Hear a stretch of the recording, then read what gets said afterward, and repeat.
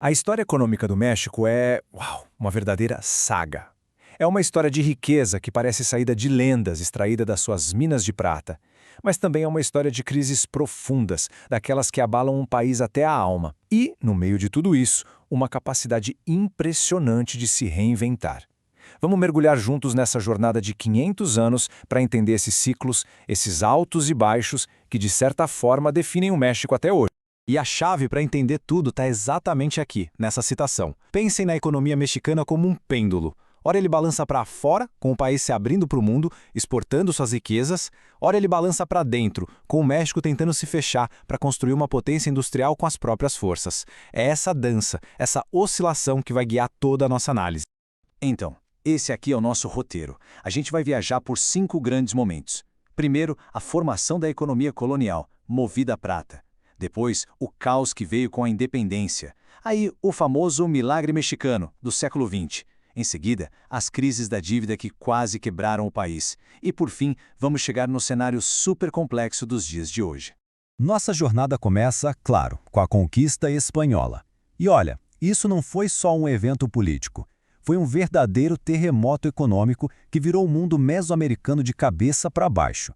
Um sistema agrícola e de impostos super sofisticado que funcionava há séculos foi simplesmente desmantelado. Para a gente ter uma noção do tamanho da mudança, vamos olhar para esse número. Antes dos europeus chegarem, o México Central tinha uma população gigantesca, mais gente do que em muitos países europeus da época. E tudo isso graças a sistemas de agricultura superprodutivos, como as famosas chinampas. E aí veio o colapso. Doenças que não existiam por aqui, como varíola e sarampo, chegaram com tudo e causaram uma catástrofe demográfica. Uma queda de quase 95% da população em menos de 100 anos.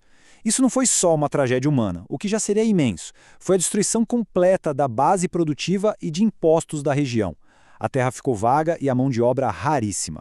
Para organizar a nova economia nesse cenário, os espanhóis criaram um sistema chamado encomienda. Na prática, era uma forma de forçar o trabalho dos indígenas que sobreviveram.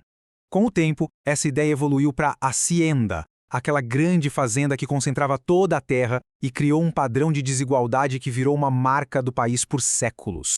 E aqui está o grande motor da colônia, a prata. Foi a mineração que conectou o México ao resto do mundo, financiando impérios e até o comércio com a China. Só que essa riqueza toda criou um problema, uma espécie de doença holandesa da época. A economia ficou tão viciada na prata que saía mais barato importar coisas da Europa do que fabricar ali. Isso acabou sufocando qualquer tentativa de indústria local.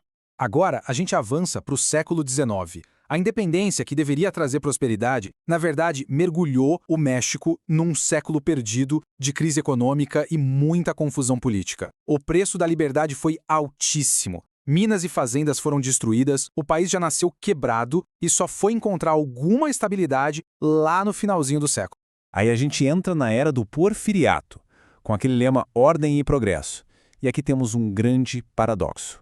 De um lado, o país se modernizou, botou as contas em dia, construiu ferrovias e atraiu muito, mas muito dinheiro de fora. Só que do outro lado, essa modernização foi feita em cima de uma desigualdade social absurda, que concentrou toda a terra e a riqueza nas mãos de uma elite minúscula. E essa tabela mostra direitinho de onde vinha o dinheiro para bancar esse progresso. Reparem na força do capital estrangeiro, principalmente dos Estados Unidos, em áreas-chave como ferrovias e mineração. Ou seja, o país se abriu, é verdade, mas o preço foi uma dependência externa gigantesca. E aqui está a gota d'água. Pensem bem nesse número, é algo simplesmente avassalador. A concentração de terras chegou num ponto que não se sustentava mais. Enquanto a agricultura para exportação ia de vento em popa para a elite, a produção de comida para o povo ficava para trás. A tal paz social era uma bomba relógio. Uma revolução violenta se tornou praticamente inevitável. O caos da Revolução Mexicana destruiu o sistema financeiro, a infraestrutura, mas das cinzas nasceu um novo modelo. O novo Estado era forte, nacionalista e decidido a construir um México para os mexicanos. Lembra do pêndulo? Pois é, agora ele balançou com toda a força para dentro. E essa virada nos leva para uma era de ouro, o chamado desenvolvimento estabilizador. Os números são realmente impressionantes. O crescimento era altíssimo, a inflação baixinha e o câmbio ficou estável por décadas. O país se industrializou, protegendo seu mercado e criando empresas estatais gigantes. O problema é que essa proteção toda criou uma indústria meio acomodada, pouco eficiente e que não conseguia competir lá fora. Só que esse milagre tinha data de validade. Lá pelos anos 70, o modelo começou a dar sinais de cansaço. Para tentar manter a paz social, os governos começaram a gastar sem parar, se endividando e depois contando com a sorte do petróleo. Eles estavam, sem saber, plantando as sementes de duas crises terríveis. Em 1982, veio a tempestade perfeita. O preço do petróleo despencou e os juros nos Estados Unidos subiram lá para o céu. A dívida do México virou algo impagável. A dimensão do colapso que a gente vê nesses números é assustadora. A economia afundou, a inflação explodiu e o peso virou pó. Foi o fim definitivo daquele modelo antigo e o começo da chamada década perdida. 2 anos depois, outro desastre. A crise tequila foi um efeito dominó. A instabilidade política fez o dinheiro fugir do país. Para se defender, o governo fez uma aposta muito arriscada. Emitiu os tais tesobonos, que eram títulos da dívida em pesos, mas com valor corrigido pelo dólar. Quando as reservas de dólar do país acabaram, o castelo de cartas desabou. Foi preciso um resgate internacional de 50 bilhões de dólares para salvar o México. Depois de 2 baques desses, a gente entra na era do México moderno. E o pêndulo, mais uma vez, balança com força para o outro lado, para fora. O país se joga na economia global, aposta tudo no livre comércio. Era uma busca desesperada por estabilidade, que até veio, mas trouxe junto novos desafios. O começo do século XXI pode ser resumido em 2 palavras: estabilidade estagnada. Sim, o México arrumou a casa, controlou a inflação e as contas do governo, o que foi um avanço e tanto. O problema é que a economia quase não saiu do lugar, e isso aprofundou ainda mais a divisão do país. Um norte superindustrializado e ligado ao mundo, e um sul que continuou preso na pobreza.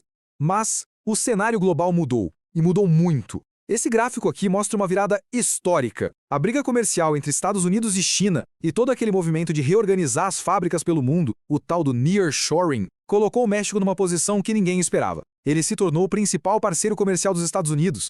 Mas calma lá, aproveitar essa chance de ouro não é algo garantido. O México tem uma lista de deveres de casa enormes para fazer. Falta energia e água, existem preocupações com a segurança jurídica para os investimentos e é preciso diminuir a gigantesca economia informal e, claro, investir pesado em educação e nas pessoas. Senão, esse boom todo pode ser só mais um ciclo passageiro.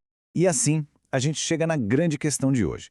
A história nos mostra um país com potencial incrível, uma potência exportadora, que ao mesmo tempo luta com uma desigualdade que parece nunca ter fim. Essa oportunidade do nearshoring é talvez a maior em muitas gerações. Mas a dúvida que ecoa por esses 500 anos continua no ar. Será que o México, desta vez, consegue usar a riqueza que vem de fora para finalmente resolver seus problemas de dentro? Ou será que estamos vendo apenas mais um capítulo no ciclo sem fim de promessas e paradoxos?